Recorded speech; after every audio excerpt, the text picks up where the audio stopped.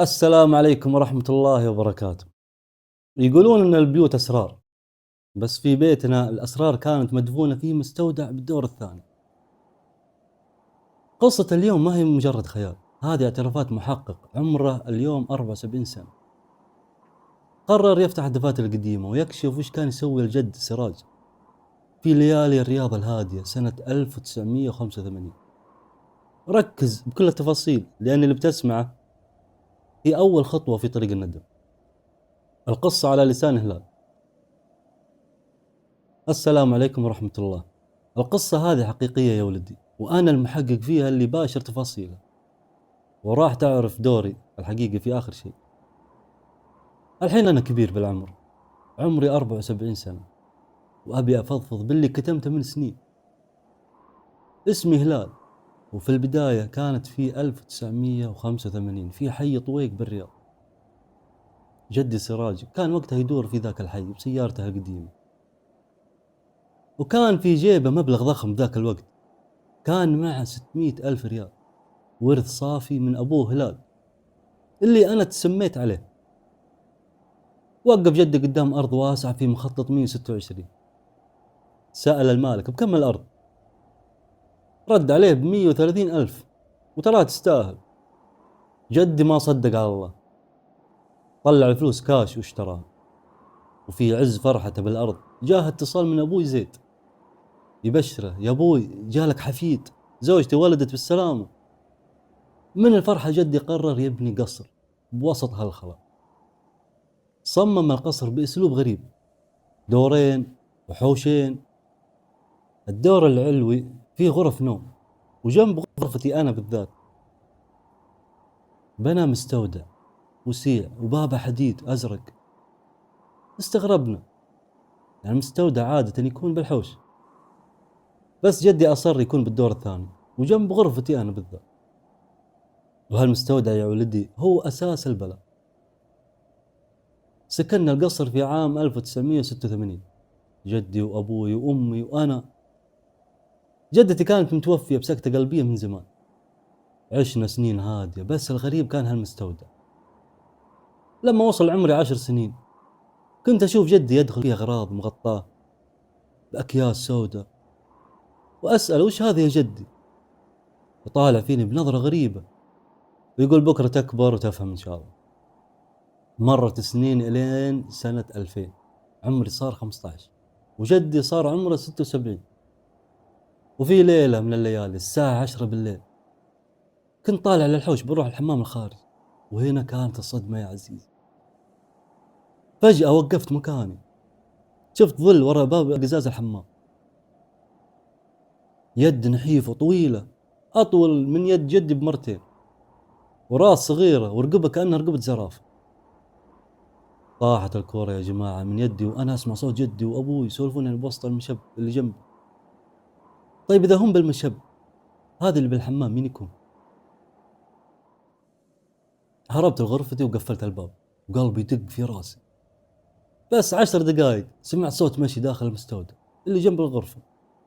قمت بخوف ولقافة، حطيت إذني على الباب الحديد، سمعت صوت كأنه صوت أكياس تتحرك، وفجأة صوت تنفس ثقيل وكريه، كأن اللي يتنفس واقف وراء الباب مباشرة.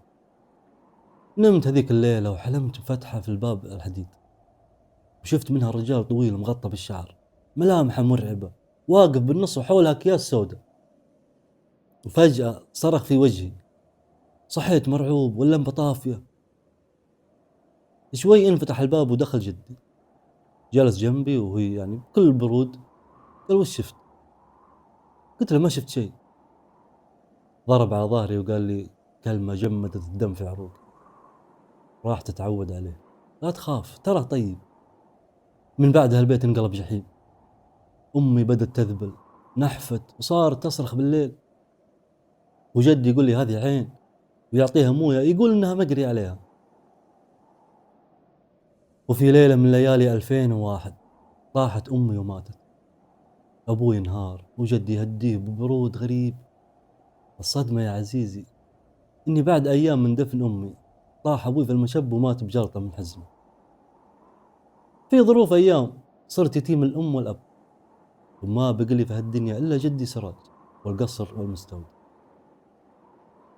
بعد دفن أبوي جدي مسكني وضغط على كتفي بأظافر طويلة والوسخة وقال لي أنا سميتك على اسم أبوي عشان تسوي كل اللي أطلبه منك بدون أي اعتراض. دخلني المستودع لأول مرة. شفت خردوات، ما شفت خردوات ولا أغراض قديمة. شفت طاولة حديد، كتاب جلد بني قديم، وشفت القرآن الكريم يا جماعة ممزق ومحروق على الأرض. جدي داس على الأوراق المحروقة وقال لي أمك وأبوك كانوا مسحورين بكتابهم، وأنا كنت أمثل أني أصلي معاهم. الحين غمض عيونك. تمتم بكلام غريب، حسيت بحرارة نار في المكان. قال لي افتح عينك واسجد للمرشد اللي قدام. سجدت وأسأل الله أن يغفر لي لأني ما كنت أدري. سجدت لشيء أنا ما أشوفه بس أحس بهيبة مرعبة. قال جدي الحين صرت منا، ومن اليوم بتمثل على الناس إنك المصلي المسمي، وتلبس قفاز عشان تغطي أظافرك اللي بالطول، ولا تتوضأ أبد، بس رش موية على ثوبك عشان يعني يظنون إنك توضيت. هذه كانت نهايتي كهلال الطفل، وبدايتي في عالم الظلام اللي رسمه لي جد. بعد ما سجدت للمرشد في ذاك المستودع المظلم، جدي بدأ يرسمني على كيفه. نقلني المدرسة أجنبية بعيدة عشان أختلط يعني بناس ما يعرفون كتابنا، وراح اشترى لي سيارة قديمة وقال لي هذه وسيلتنا، وصل الجيران والشيخ عبد القادر، لازم توصلهم ببلاش. قال لك حبيب وطيب، وأبيك تصير إذني وعيني في الحي، أي علم يمين ولا يسار تجيب لي، مفهوم؟ قلت له والحزن والضياع بقلبي مفهوم يا جد، كل اللي تبيه بيصير. ركبت السيارة وصرت أدور في شوارع الحي، عيوني تراقب البيوت والناس. فجأة دق جوالي، جدي على الخط وصوته في نبرة غريبة. اسمع يا هلال، إذا شفت عبد القادر الحين قل له جدي عازمك أنت وباقي الجيران الليلة على قعود، ببالي شيء بسويه، وإذا تعذروا ألح عليهم لازم يجون. وفعلا شفت الشيخ عبد القادر عند بيته، وقفت عنده وسلمت بابتسامة تعلمتها من جدي، وعزمته وألحت عليه لين وافق وقال أبشر بجيب الجيران إن شاء الله معي. رجعت البيت وبشرت جدي، وهنا بدت ملامح الخطة تبان. جدي ناداني وقرب مني وقال يا ولدي العزيمة خلك على طبيعتك، رحب وهلل واستلم القهوة والشاي، بس قبل كل شيء روح للمطبخ وجيب لي علبة موية من الثلاجة.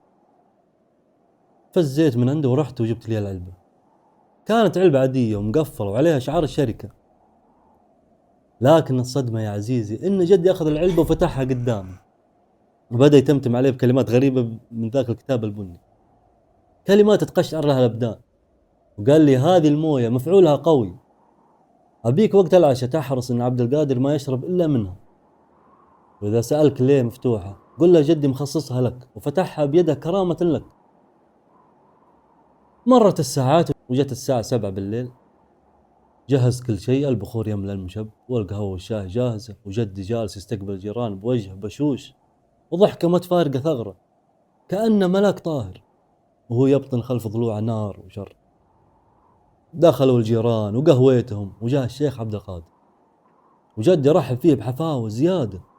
قال يا عبد القادر والله ما عزمناك إلا لأجل شوفتك وسواليفك اللي تسوى الدنيا وما فيه. عبد القادر كان يبتسم ومنحرج من كرم جدي، ما يدري وش اللي مخبي له في علبة الموية اللي تنتظرها على السفرة. صارت الساعة 8:30 وقرب موعد العشاء، الموعد اللي فيها السم في الدسم. بعد ما خلص العزيمة جدي طلع ودق على المطعم وطلب بعير كامل ووصف لهم البيت،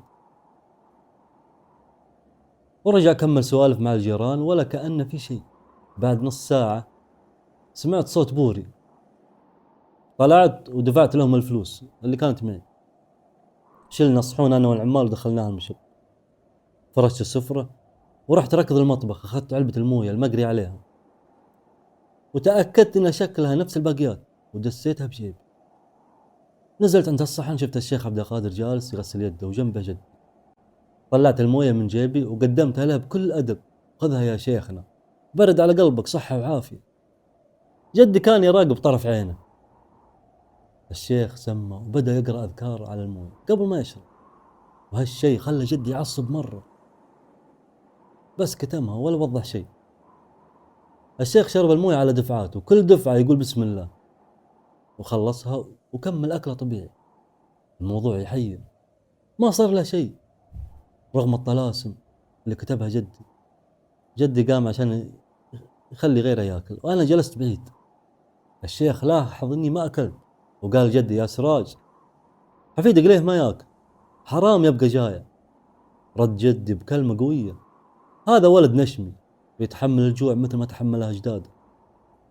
بعد العشاء الشيخ قام وقال جدي أنا بروح أقيم الصلاة بالمسجد، الحقونا. جدي سوى نفسه تعبان وقال أنا مريض، والولد بيبقى يعني يهتم فيني. الشيخ تعاطف معهم وطلع. لما قفل الباب لقيت جدي يعني بينفجر من القهر، بس يعني يبغى يضبط أعصابه. قال لي لا يشغل بالك، أذكار وقرآن هذا وهم، الأيام بيننا، نظف المكان ورجع كل شيء لمكانه، ببالي أشياء كثيرة لسه باقي. بعد جدي رسم لي الخطة الجديدة. يا هلال، بكرة الفجر تروح المسجد، تقرب من الشيخ عبد القادر، تقترح عليه إن جدك يبي الأجر ويرسل موية مقرية عليها يعني للملبوسين والمعيونين. وفعلا سويت اللي قاله لي. الشيخ وافق وأعطاني أرقامهم وحالاتهم، وحفظتها بعقلي وجبتها لجدي. بدأ جدي يبيع الوهم، يرسل لهم مويات عادية وياخذ فلوسهم، وهم يحسبون يعني يحسون بارتياح وهمي، بس عشان يعني يرضون أنفسهم. وإذا طلبوا زيادة يدعي للمريض. وصرت أنا أروح للشيخ وأقول له جدي صابته يعني عين بسبب رقيته للناس، والشيخ يصدق ويتحسف علينا ويقول يا مساكين ما بقى لكم إلا بعض. في عام 2004 صار عمري 19 وجدي صار 80. تخرجت من المدرسة وجدي قال لي الحين نلعب على الثقيل، نروح للشيخ وقل له إن جدي تشافى بفضل الله ثم فضل الأذكار، وعلم الجيران عشان يعني ينسون موضوع الفلوس اللي دفعوها. وزاد عليها يا هلال، الشيخ عنده بنت وحيدة وعمرها 21، وهو يمدحك، أبيك تلازمه، تفتح له باب السيارة، تبتسم في وجهه، وإذا غاب المؤذن يعني لا تأذن أنت، مثل إن حلقك يوجعك، وقدم غيرك عشان يعني يحبونك أكثر. جدي أعطاني فلوس، رحت اشتريت عطر فاخر، وجاء يوم الاثنين الفجر صليت معاهم وأنا أتمتم كلماتي الغريبة. بعد الصلاة انتظرت لين الساعة 7:30، ودقيت عليه وعزمته على الفطور. ركب معاي السيارة والعطر حاطه بجيبي والمسبح بيدي أحركه كأني أسبح، وأنا أصلا ما أذكر شيء. وصلنا للمطعم، نزلت بسرعة فتحت له الباب والشيخ يبتسم وفرحان فيني. دخل يطلب وأنا أخذت العطر من الدرج وخبيته بجيبي، وقفلت السيارة ولحقت. طلبت الأكل زيادة عشان أبين كرمي وعيوني على الشيخ، وأنا أنتظر اللحظة اللي أقدم له فيها الهدية وأفتح له يعني موضوع الوظيفة مثل ما خطط لي جد. بعد ما خلصنا أكل في المطعم وتأكدت أن الشيخ عبد القادر شبع، طلعت العطر من جيبي وقدمت له بكل فخر. هذه هدية لك يا شيخنا، هدية غالية الغالي مثلك. الشيخ انبسط بالحيل ودعا لي، وقمت أنا ودفعت الحساب كامل وما خليت يحط ريال واحد. ركبنا السيارة وبالطريق يعني أقنعت نروح للحديقة نغير جو، وفعلا وافق. وصلنا الحديقة، طلعت الفرشة والمراكب من الشنطة وجلسنا على الزرع، وطلعت مسبحتي أحركها بين أصابعي. السواليف أخذتنا يمين يسار، والشيخ كالعادة لسانه ما يوقف عند ذكر الله والاستغفار. هنا انتهزت الفرصة وفتحت موضوع الوظيفة من وراء التريلر، يعني من طرف خفي. الشيخ ما قصر، اقتنع وقال لي أبشر بوظيفة بمكان كذا وكذا وذكر اسمه، بس عطني شهادتك. قلت له الشهادة مع جدي وبجيبها لك. الصدمة يا عزيزي وأنا جالس مع الشيخ الطيب حسيت بشعور غريب، حسيت إني ملت له وحبيت كلامه. فجأة انقلب الجو علي، حسيت بحرارة مو طبيعية في جسمي، بديت أعرق بغزارة. الشيخ جالس جنبي الشيخ مرتاح ولا كأنه في حر.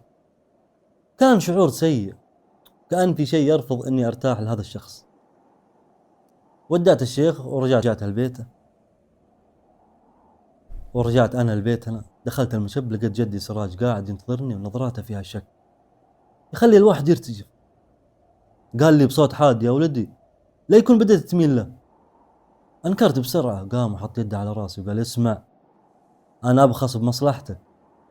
هذول أعداء لنا، هم اللي قتلوا أمك، وهم اللي حرموك حنانة، وهم اللي ذبحوا أبوك بجلطة.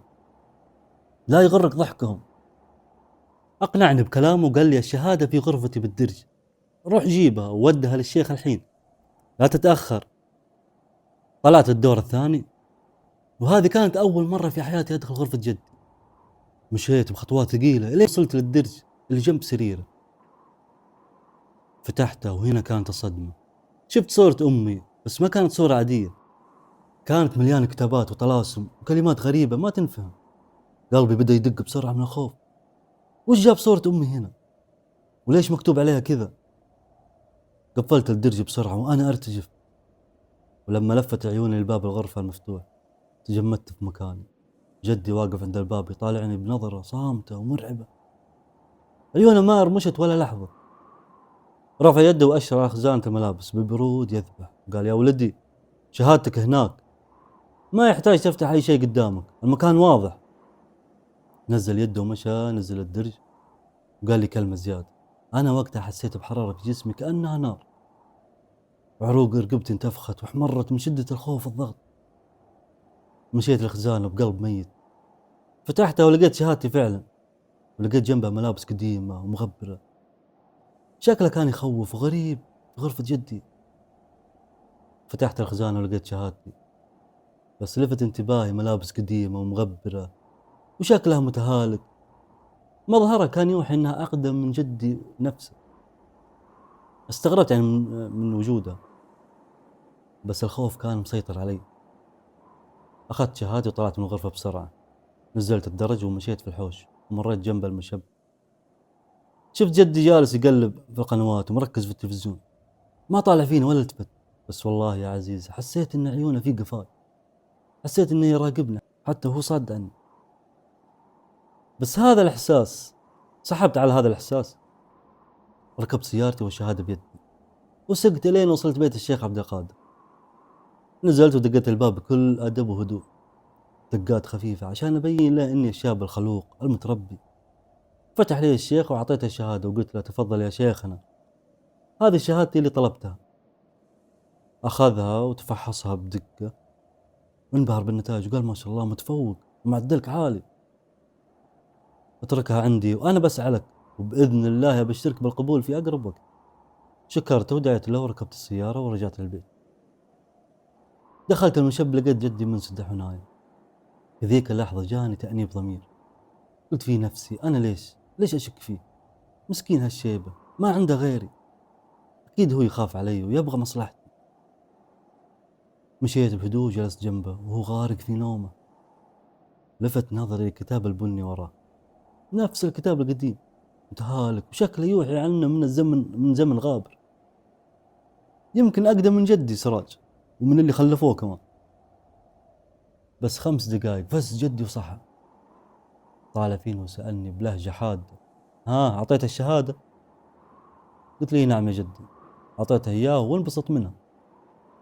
قال لي وهو يبتسم ابتسامة غامضة: كويس، لأنك بعد ما تتوظف راح تتزوج بنته، وبعد ما تتزوج ويجيك ولد بطلب منك طلب وأدري إنك ما راح ترفضه. رديت عليه وأنا كل طاعة: أبشر يا جدي، طلباتك أوامر وأي شيء تبغاه بيجيك. هز راسه وقال لي: كفو، أنت كذا نشمي. مرت الأيام وشهور وأنا صرت ظل الشيخ عبد القادر، أشيل عنه أغراض، أوصل له إذا تعطلت سيارته، أسولف معه وأضحك بوجهه مثل ما علمني جدي كان دايم يوصيني ابتسم بوجيههم، خاصة عبد القادر خلك دايما مبتسم البشوش. ودارت بين السنين ودخلنا في سنة 2005. كان يوم الاثنين، صار عمري 20 سنة وجدي صار 81. كنا نمشي في الحي في هدوء الصباح. الساعة 9 مرينا من عند بيت الشيخ عبد القادر. فجأة طلع لنا وهو يركض والفرحة مو سايعته. سلمنا عليه بحرارة، قال الجد يا سراج أبشرك هلال انقبل، جهزت له كل شيء، واسطة من عندي وتيسرت الأمور، الوظيفة في المكان الفلاني بموقع كذا، وما عليه اللي يجيب هويته بكرة ويوقع العقد ويباشر عمل. جدي رد عليه بوقار: كفو يا عبد القادر، ما قصرت وبيض الله وجهك، والله انك لقيت له شيء يعني يستر حاله ويشغله. الصدمة يا عزيزي إن في ذيك اللحظة وأنا أشوف فرحة الشيخ وطيبة قلبه، كنت أحس ببرودة جد، وكان كأنه عارف إن كل هذا راح يصير، وكأن الوظيفة هذه ما هي إلا فخ جديد في طريق طويل جدي كان راسمه وراسم نهايته من سنين. الشيخ عبد القادر كان يطالع في جد ويلمح في موضوع الزواج وهو مستانس، ويقول لقينا الوظيفة يا سراج، باقي إن شاء الله الأشياء البسيطة، يقصد البنت، وتجي إن شاء الله مع الوقت، صح يا سراج؟ جد رد عليه ببرود وثقة: صح، كل شيء بسيط وسهل، لا تشيل هم. أول ما بعدنا عن الشيخ ورجعت البيت، جدي يلتفت علي وتغير نبرة صوت، صار فيه حقد غريب. قال: اسمع يا هلال، لا يغرك فرحته، هذا كذاب. صح لقى لك وظيفة، بس مو كل من ضحك لك يعني يبلك الخير. أنا أحسن منهم كلهم، أنا اللي ربيتك، لا يغرك أبوك اللي يعلمك إنجليزي ولا غيره. الصدمة يا عزيزي إن جدي بدأ يصارحني بكفره الصريح، بدأ يطعن في الدين ويقول كلام تقشعر منها الأبدان. قال لي إن أنا أحسن من اللي يتقيدون فيهم، هم يتبعون أموات وقصص خرافية.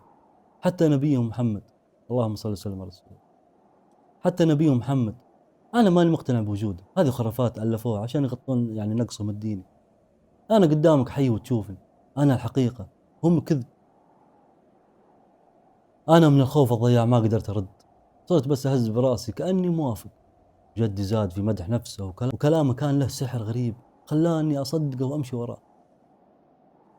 رجعنا البيت، وفي ليلة ذاك اليوم الساعة 10 بالليل كنا في المشب، ناداني جدي وقال لي بصوت واطي: اسمع يا هلال، السنين هذه كلها مرت ولا أحد شك فينا، كنت أسوي عباداتي كلها كانت في المستودع ولا أحد حس، بس في واحد غثيث في الحي اسمه عبد الله عمره 60 سنة، هذا دايم يشتكي ويقول إنه يسمع أصوات طالعة من الدور الثاني الساعة 1 بالليل.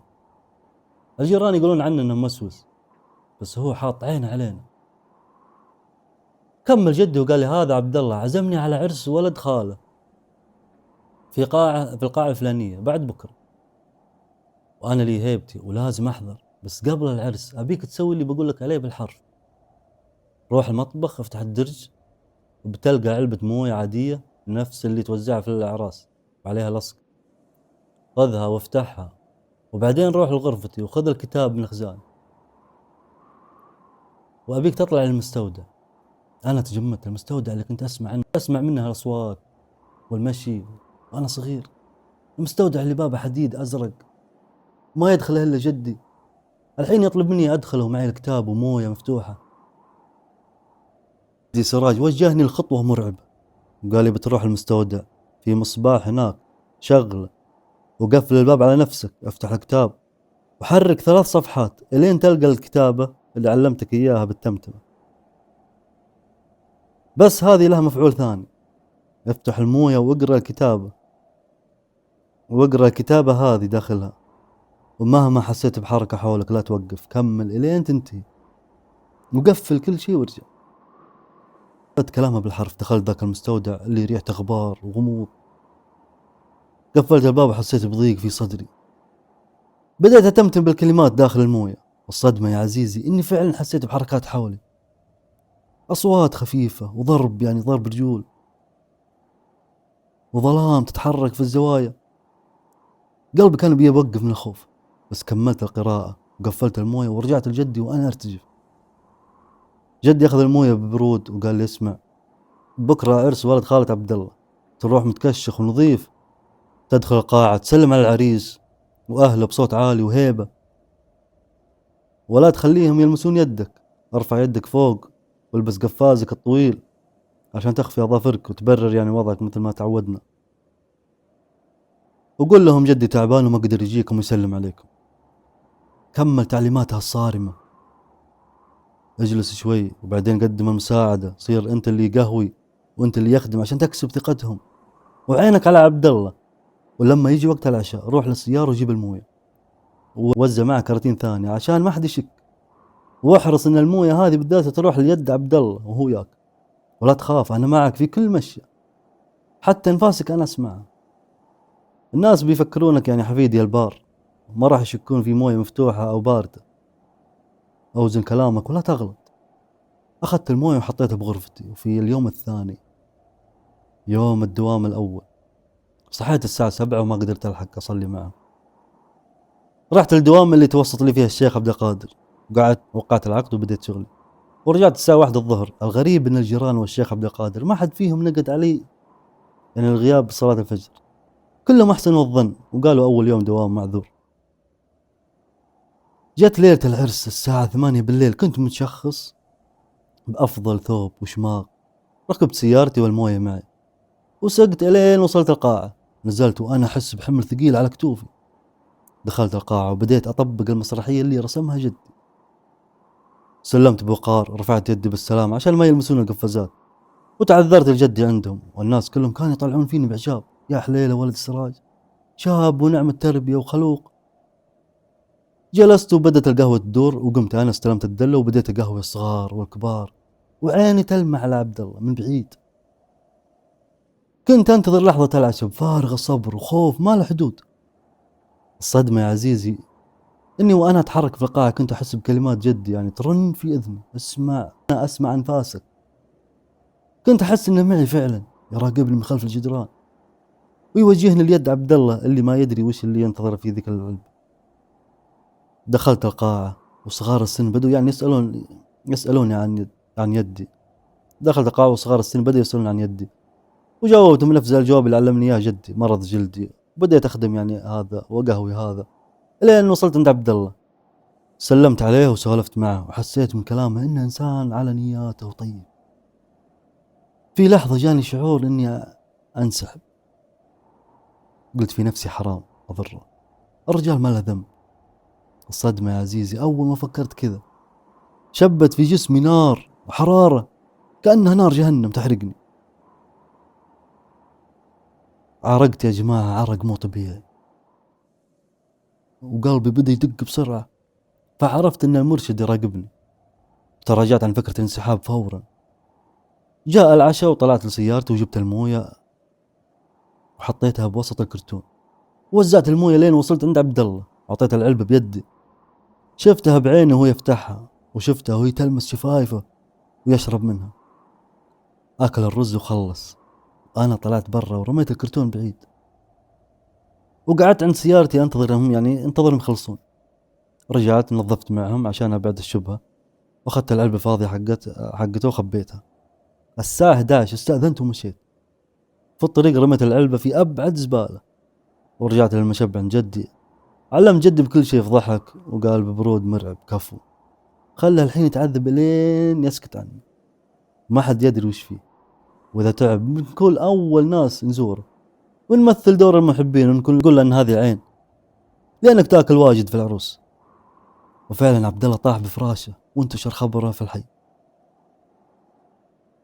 يوم السبت العصر رحنا أنا وجدي، وكان جدي يعني أستاذ في التمثيل. جلسنا عنده وواسيناه وقلنا له: يا عبد الله هذه عين وحسد، والناس ما تعطي خير. حتى موضوع الأصوات اللي كنت أسمعها بالليل الساعة 1، جدي صرفه وقال له إنه يعني كنت أشيل أغراض قديمة وكتب فيها أكياس زبالة الله يكرمك، والظاهر الصوت أزعجك. عبد الله المسكين صدق كل كلمة، وطلعنا من عنده وإحنا أطهار في نظرة ونظرة الحي. لما رجعنا جدي كشف لي عن شيء، عن مشروع المزرعة. قال لي: يا هلال نبي نشتغل الجيران بشيء ثاني ونطلع ربح.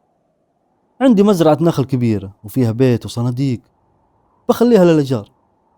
أي واحد يعني يبي يحط غنم إبل أو أي شيء، أو لو إن شاء الله يحط كلب، يدفع. والراس له سعر والشبك له سعره. حتى التمر السكر برضه الكيلو ب15 ريال، والأجار 12,000 شهرية. قال لي جدي روح انشر الخبر في المسجد، وإذا سألوك عني قول جدي مشغول مع السوداني علي في المزرعة. وفعلا صليت المغرب وعلمت الجيران بالأسعار والتفاصيل، وانشغلوا بالمزرعة، وبدأ واحد منهم يعني يستأجر ويدفع لجدي مبالغ ضخمة. وكذا جدي صاد عصفورين بحجر، كسب فلوس وأبعد عيون الناس عن بيتنا ومستودعنا. مرت سنة كاملة ودخلنا في عام 2006، صار عمري 21 وجدي عمره 82. في يوم من الأيام العصر كنا نتقهوى في المشب والتلفزيون شغال، وفجأة طق الباب. طلعت لقيت الشيخ عبد القادر بوجه بشوش. دخلته ورحبت فيه. الشيخ شرب القهوة والتفت لجدي وقال: يا سراج، ما تشوف ان هلال كبر توظف وصار رجال نشمي، وهالشي ما يذكرك بشيء؟ جدي طالع فيه بخبث وقال: صادق يا عبد القادر، الولد يبي له زواج، وانا اذكر عندك بنتك المصونة ما تزوجت، وش رايك؟ الصدمة يا عبد العزيز الصدمة يا عزيزي ان الشيخ عبد القادر رد بكل ثقة وفرح: والله يا سراج اني انا موافق، وما راح القى احسن من هلال لبنتي، بس وش راي الولد؟ طالع فينا عبد القادر وانا يعني بدم بارد وقلب ميت. قلت له: انا موافق، دام جدي موافق فكلمته هي كلمتي. بعد ما اتفقنا مع الشيخ عبد القادر على موضوع الزواج، رجع البيت على اساس انه نجي ونخطب بكره رسمي. في ذيك الليله قعدت مع جدي في المشب، وبدا يوصيني وصايا غريبه. قال لي بصوت هادي ومرن: يا هلال، انت مقبل على حياه زوجيه، اسمعني زين، لا تشارك زوجتك اسرارنا ولا تعلمها باللي كنا نسويه. حبها واحترمها، بس لا تخلي العاطفه تسيطر عليك وتخليك تغير كل شيء، لانها بتصير كوارث وتجيب ولد واحد بس، لا تجيب زياده، لاني ابيك تسوي شيء بعدين بعلمك عليه. كمل جدي وصيته، وكان يعني كأنه خايف من شيء. خليك طيب معاها صدق، مو تمثل ولا تكذب، لا تقهرها ولا تحزنها، مثل ما تحترمني تحترمها. لو غلطت غلطة بسيطة وشكوا فينا، أنا بروح لمكان أنت ما راح تروح له. المهر علي، بعطيك فلوس نظيفة ما دخل فيها شغلي اللي شفته، وأبيك تفتح عقلك. أنا مو دايم لك، لازم تعتمد على نفسك. بيجي يوم ما تلقاني معك، بس كلامي بيبقى في إذنك. بدأ جدي يفتح قلبه أكثر، وقال لي كلام يعني انصدمت منه. قال لي فيها أشياء سويتها ما أبيك تستمر عليها، أبيك تشوف حياتك. أنا كنت أعرف إن تربية أبوك ما راح تطلع يعني ما تطلعك ذهين، عشان كذا تدخلت وربيتك بطريقتي، وكان لي أسباب. حتى سيارتك القديمة غيرها واشتري اللي تبي، لا تاخذ رأيي، الدنيا كبيرة يا ولدي، ولا تعتبرني درس مر عليك، افهم بنفسك. استغربت من كلامه وحسيت إن في شيء غلط، كأنه يمهد الرحيلة. رحت ونمت وصحيت الساعة 4 الفجر. شفت جدي في المشب عيونه معلقة بالتلفزيون، ولا نطق ولا كلمة، ولا حتى التفت علي. رحت صليت وحسيت بضعف غريب في داخلي. رجعت ولقيته على نفس جلسته. قلت له: صباح الخير يا جدي، أنا جيت. طالع فيني بنظرة حزينة وكسيرة. قال لي: يا مرحبا بالشيخ، اجلس هنا. جلس جنبه وسألته عن حاله، فأجاب يعني سؤال هزني: يا هلال، أنا لو سويت حاجة كثير وبعضها ما راح يعجبك بتسامحني؟ قلت له بدون تردد: أكيد بسامحك، أنت جدي ومالي غيرك، وغلاتك عندي فوق كل شيء. نزل راسه وسكت دقيقة وكأنه ارتاح. قال: ريحتني، روح لدوامك لا تتأخر. رحت الدوام وأنا بالي مشغول. جدي متغير، لا ضحك لا ابتسامة، شايل هموم الدنيا. رجعت الساعة 1 الظهر، لقيت جدي نايم، بس نومه مو مريح، يتقلب يمين ويسار كأنه يصارع كوابيس. وهنا كانت الصدمة يا عزيزي، شفت يد جدي مكشوف، فاسخ القفازات اللي كانت جزء من شخصيتنا. مو بس كذا، قاص أظافره ومنظفها. الأظافر اللي كانت طويلة ومخفية صارت عادية. رحت ركض، فسخت قفازاتي وقصيت أظافري ونظفت يدي، ورجعت جلست جنبه. لما صح وشاف يدي قال لي: كويس انك سويت كذا، بس يا ولدي، الناس اذا سووا شيء لا تسوي الا وانت متاكد منه صح، وأتمنى لك حياة أفضل. شكرته ورديت عليه وهو يبعد يعني يده على كتفي. العصر بنمر عبد القادر نخطب بنته وأنا بتكفل بكل شيء. جدي قال لي إن العصر بنروح نخطب وأنا ما عرفت وش أرد عليه، سكت وكتمت حيرتي في صدري. مرت الساعات إلين جت الساعة 4 العصر، ركبنا سيارتي وجدي جنبي. صدمة يا عزيزي إن جدي طول الطريق عيونه ما جت في عيني أبد. كان يطالع الطريق بشرود غريب، كأنه يودع الشوارع أو يفكر بشيء عظيم، يعني ما كان على بعضه أبد. وصلنا بيت الشيخ عبد القادر ودخلنا وخطبنا بنته نورة. جدي ما قصر، طلع المهر وتكفل بكل شيء ودفع كاش، وحددنا موعد العرس الشهر الجاي يوم الخميس. في ذيك اللحظة وجدي يتغير كل يوم عن اللي قبله. نفسيته صارت حزينة، حزن ما عرفت وش سبب. صار كلامه معي قليل، حتى السلام ما يرده، ودايم يتهرب من نظراتي. مر الشهر وجاء يوم الخميس الموعود. كنت لابس البشت ومتشخص، والقاعة مليان ضيوف يباركون لي ولجدي اللي كان واقف جنبي. جدي كان يبتسم المعزين، بس والله يا عزيزي كانت ابتسامته مكسور، فيها فرحة لي بس وراها حزن عميق وغموض يذبح. خلص العرس وزفوني لغرفة العروس وصورنا وانتهى كل شيء على خير.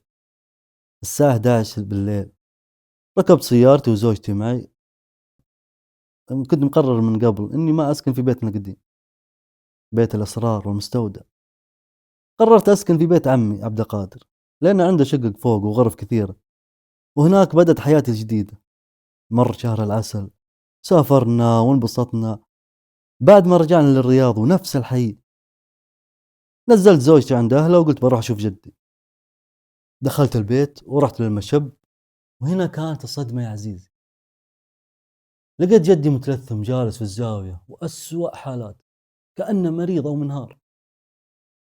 جيت عنده بخوف وقلت له سلامات يا جدي، عسى ما شر، وش فيك؟ وش صاير لك؟ فك اللثم عن وجهه وكان شاحب وتعبان. قال لي بصوت مبحوح وعلى شيء يا ولدي، تعب بسيط ولا تشغل بالك. ما اقتنعت بكلامه، أحس إن في شيء كبير جالس يصير في غيابي، بس قلت يلا بمشيها له. استأذنت منه وقلت له أنا بدخل البيت، أخذ لي كم غرض وأطلع. تركت جدي في المشب لحاله، ودخلت لوسط البيت اللي سكنته عمري كله، والهدوء فيه كان يسبق العاصفة. الآن المحقق سليمان، اعترافات سراج بعد ما ألقوا القبض عليه. يقول أنا المحقق سليمان بعد ما سمعت كلام هلال اللي رتب لي الأحداث بالتاريخ. دخلت على الشايب سراج، جلس قدامه، طلبت منه يوضح لي كل شيء. سألته كل اللي قاله حفيدك هلال صدق؟ طالع فيني ونبرة صوته فيها ثقل غريب. قال لي نعم، كل حرف نطق به هلال صار بالحرف الواحد. قلت طيب علمني وش قصة الكتاب اللي معه، ومنين ومنين جاك هالشغل كله؟ سحب سراج نفس طويل كأنه يرجع بالزمن 90 سنة ورا. قال السالفة يا سليمان بدأت في عام 1935. كان يوم جمعة الظهر، وقتها كان عمري 11 سنة وأبوي هلال عمره 41. كنا ساكنين في وادي السلي، إن شاء الله أن هذا الاسم صح. قبل يتسمى بهذا الاسم عيشتنا كانت بسيط، خيام وبيوت طين.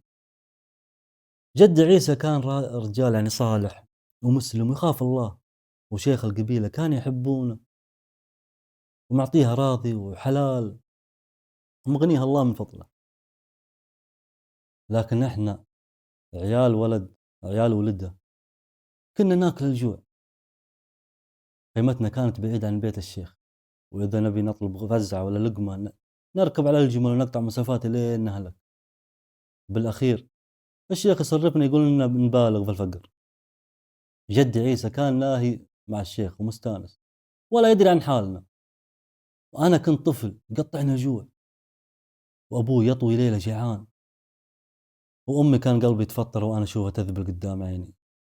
صبرنا لين جانا الخبر جد عيسى مات. ركب أبوي الجمل وأخذني معه ورحنا نبي الورث، نبي الأراضي والحلال اللي تركها جدي عشان نعيش. أخذنا اللي لنا ورجعنا ركض الخيمة نبي نبشر أمي إن الفقر انتهى والأكل جاء. لكن الصدمة يا عزيزي أول ما نزلنا من الجمل ودخلنا الخيمة لقينا أمي جثة هامدة، ماتت من الجوع. تدري وش يعني إنسان يموت جوعان وعمه وجده والناس اللي حوله شبعانين ونايمين في خير؟ سكت سراج وعيونه بدت تلمع بحقد قديم، وقال من ذيك اللحظة عرفت إن الصلاح اللي كان فيه جدي ما نفعنا بشيء، وإني لازم أدور على قوة ثانية تخلي الكل يركع تحت رجلي. ومن هنا بدأت رحلتي مع الكتاب. يقول سراج المحقق سليمان من الجوع ميتة قدامي، وش تبين أسوي؟ أبوي نهار قدام عيني وأمي ماتت، ما أقدر أسوي شيء غير أشوف إن أمي ميتة.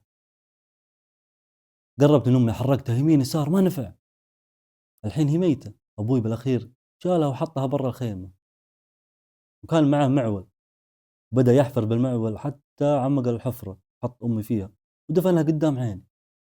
ما كنت مصدق إن أمي اللي كنت أشوفها باب للجنة كذا تروح من الجوع. أبوي ركب الجمل وركبت أنا معاه وتوجهنا للبيوت الطين البعيدة، وأنا في داخل نفسي حاقد على الشيخ، على شيخ القبيلة اللي هو اسمه حذيفة، ومحملة موت أمي. ولما وصلنا لبيت الطين وتكلمنا معه عن موت أمي ما كان منها إلا أنه يدعي لها بالرحمة، وأنه كان يقول ما عندنا لكم شيء غير الورث اللي أخذتوه، وحق جدك عيسى أبوي اللي سمع هذا الكلام ضبط أعصابه عشان كان متوقع تعويض من الشيخ يعني. بس ما في فايدة، الشيخ ما عبرنا. كنت أشوف القهر في عيون أبوي.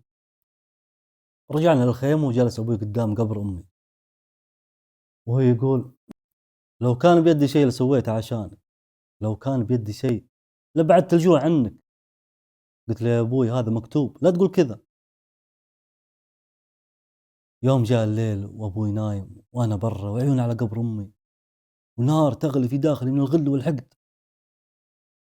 وتذكر يعني برود الشيخ اللي عنده 3 بنات، واحدة منهم جدتي عايشة وما عندها عيال، خلفتها كلها بنات. بعد دقائق سمعت صوت ناقة، التفت شفت رجال شايب كبير بالسن راكب فوق ناقة ومعاه كتاب حاطه في كيس عند رجوله، كان متلثم ونحيف. نزل عندي وسأل عن أبوي وصحيته ودخل الشاي بالخيمة وقال لأبوي أبغى أشتري الشاه اللي عندكم بذهب. أبوي طلع له شاه كبير، الشايب أعطاه 110 ريال عربي. أبوي استغرب وين الذهب؟ هذا ريال عربي. ضحك الشايب وقال أنا ما حددت ذهب حقيقي أو ريال عربي، رجع فلوسي. أبوي ندم واعتذر، فك الشايب اللثمة وطلع وجهه الحزين. هذا كلام تقوله للشايب قد أبوك؟ أبوي قال له أنت تمثل وربي إني أحسبك نصاب، وش أنت من البشر؟ الشايب أشر على قبر أمي وسأل عنها، قال له ماتت من الجوع. هنا بدأ خبث الشايب، قرب من أبوي وركز في عيونه وقال له وش اللي تحس فيه يا مخذول؟ شيخ قبيلة يطردك ويتسبب في موت زوجتك وانت عار على نفسك. والله لو اني مكانك لنحرته واخذت حقي بيد. بسحره والله لو ما سحرته ما يكون اسمي قيس. انا بساعدك وبخليك تتعلم شيء جديد. ويسأله ليش تساعدني؟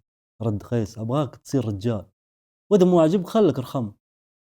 ابو يوافق وسأله عن اسمه، قال انا قيس ابن الحارث ابن رماح الفلاني، عمري 73، ميلادي 1862. وعلمه النصب والاحتيال والسحر وأعطاه الكتاب وقال خلى الكتاب هذا معك، وإذا سألك أحد قال أعطاني إياه قيس بن الحارث. أنا عندي سمعة إني أوزع كتب قصص وعلم نافع ببلاش. وراح واختفى. بدأت رحلة النفاق وبيع الموية المقري عليه، كلها صارت كذب. وتطورت الأمور وصار أبوي له سمعة معالج روحي. في سنة 1947 صار عمري 23، ونقلنا لبيوت الطين عند الشيخ، وأبوي صار عمره 53 وعلمني كل شيء بالكتاب، حتى صرت إني أذهل منه. والشيخ بدأ يرتاح لأبوي. أبوي كان يعني يسوقها عليه بعقل يعني بدون سحر. في يوم الأربعاء العصر جت أبوي أزمة قلبية ومات. جوا بيت الشيخ، حضنته وانقهرت ودفنته جنب أمي، وزاد حقدي على الشيخ. رجعت لبيت الشيخ بتمثيل وطيبة مزيفة في سنة 1948. تعب الشيخ وبدأت أعطيه موية وبطلاسم. مات الشيخ الساعة 2 بالليل بسكتة قلبية. طلعت منها باردة مبردة، وأخذت ورث أبوي وجدي وتعرفت على نعيم. في سنة 1960 اقترح أتزوج أخته. تعرفت على نعيم اللي في سنة 1960 اقترح أتزوج أخته، وسويت بينه وبينه تحدي ما حد يخلف إلا ولد واحد بس، ووافق. وجبت أنا الولد وهو جاب البنت، وتزوجوا بعض في سنة 1985. وفي حي طويق، جاني خبر إنه ولدي جاء ابن وسميته هلال. أما الطلاسم اللي على صورة المراهقة والحرمة، أنا سحرت أم حفيدي وخليتها تموت عشان أحرمها من حنانها، وولدي مات وراها. بقيت أنا وهلال، سحرته وهو نايم، حطيت طلاسم عشان يكون خاضع لي، وكنت أخليه يتمتم بطلاسم بصلاته عشان ما يتأثر بصلاته. كنت أعرف كل شيء بشياطيني، وأنا اللي خليته يسجد لهم. ماني نادم، وهلال ما له علاقة، هو مسلوب الإرادة. رد عليه: كانت النية من زواج هلال بنت الشيخ إنه يسكنهم بقصر عنده، وإنه يحاول بطريقة أو ثانية إنه ياخذ صورة بنت الشيخ عشان يسحرها بنفس السحر اللي سحر فيها أم هلال، عشان يموتها. بس لما شاف إن هلال مبسوط بالزواج من بنت الشيخ، مع إنه خرب تفكير هلال عن المسلمين، ترك الفكرة من الأساس، ما يبغى يحطم حفيده أكثر من كذا. بعد إعدامه وشفاء هلال من السحر، بدينا نشرح الأمور ونبدأ من أبسط أشياء، من أبسط شيء إلى الأقوى شيء، حتى فهم هلال أن جده كان مو يلعب يعني عليه. وهنا انهار هلال مع حقيقة كاملة. بس مع أيام تقبل وضع الجيران، عرفوا بموضوعه، بس أكثر جار يعني تفهم الوضع وعبد القادر. وبالأخير ما ترك هلال الحالة، دعمه ووقف جنبه، حتى عرف هلال إنه في مكان يعني صح. وجيران باقيين يعني كانوا منصدمين، وباقي الجيران يعني كانوا منصدمين. بعدها صدمة تروح وتقلب الموضوع ونسوا الموضوع من سنوات وسنين. هذه بعد ما طلعنا من الغرفة ورانا مكان البير، ولقيناه ناشف، ورحنا لحفيد الشيخ واعترف بظلم جده لهم من زمان. القاضي حكم بإعدام سراج، وهلال عفينا عنه وعالجناه براقي شرعي حقيقي، وطلع السحر منه. وفي عام 2025 هلال صار عمره 40 سنة وعنده 8 عيال وعايش بالقصيم. الكتاب حرقناه وبحثنا عن قيس اللي ما لقيناه، بس لقينا في البير الناشف هيكل عظمي لذكر عمره فوق 70 سنة، مع كسور في الحوض والقفص الصدري. وهذا يعني انه طاح في البير ومات هناك، وانتهت القصة. مهما بلغت الذنوب، حتى لو وصلت للشرك أو السحر، الله غفور رحيم. الله يغفر لمن تاب وأناب قبل الغرغرة. النصيحة يا إخوان: من وقع في شيء من هذا، سواء في واقع أو تأثير بقصة، عليه بالفرار إلى الله. التوبة تمحو ما قبلها، والرجوع إلى التوحيد الخالص هو النجاة الوحيدة. أحيانا يمكن القصص أو الأفلام يعني تصور لك أن السحر كأنه قوة وخارقة، أو السجود لغير الله كأنه ولاء أو احترام. يجب الحذر من هذه الصور الذهنية. الشرك يبقى شركا، والسحر يبقى كفرا، مهما تجملت المسميات. املأ قلبك بعظمة الله، واعلم أن الأمة لو اجتمعت على أن ينفعوك بشيء لن ينفعوك إلا بشيء قد كتب الله لك. العز في التوحيد والذل في الشرك والسحر. حافظ على قلبك صاف، ولا تجعل الشرك طريقا إليه إلا في فكرك، ولا لا في فكرك ولا في عملك. كان معكم محمد رموت. نهاية الكلام. سبحانك اللهم وبحمدك، أشهد أن لا إله إلا أنت، أستغفرك وأتوب إليك.